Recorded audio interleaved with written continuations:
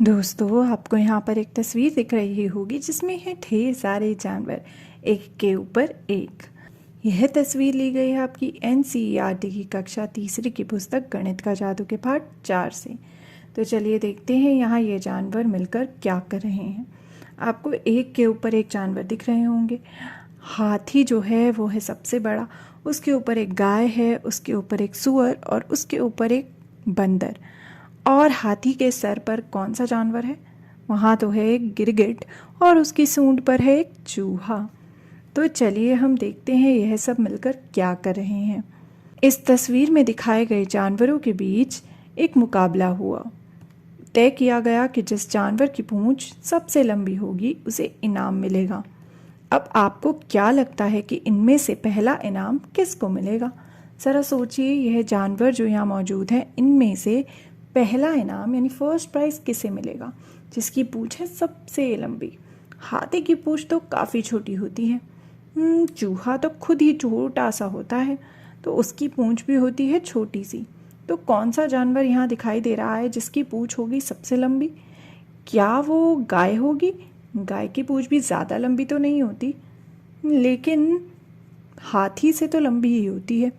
बंदर या सूअर में से किसकी पूंछ लंबी होती है? मुझे तो लगता है बंदर की पूंछ लंबी होगी। तो बंदर को मिलेगा पहला इनाम यानी कि मंकी, क्योंकि मैंने आपने आसपास असलियत में भी देखा है कि बंदर की पूंछ काफ़ी लंबी होती है बाकी जानवरों से। तो मुझे लगता है कि पहला इनाम तो बंदर को ही मिलेगा। अब हमसे पूछा गया है कि और दूसरा किसको? तो दूसरा इनाम किसको मिलेगा? आपको क्या लगता है यहाँ पर और किस जानवर की पूंछ जो है बंदर के बाद लंबी होगी? हाथी की पूंछ तो नहीं होगी। बंदर के अलावा मुझे लगता है कि गाय की पूंछ जो है वो होगी लंबी। तो गाय को मिलेगा दूसरा इनाम, काऊ को। तो क्या आपको भी ऐसा लगता है या आपको लगता है कि गाय के अलावा किसी और जानवर की पूंछ लंबी होगी? दोस्तों, अब हमसे पूछा गया है कि अंदाज़ा लगाओ कि जो पूंछ सबसे लंबी है उसकी लंबाई क्या होगी।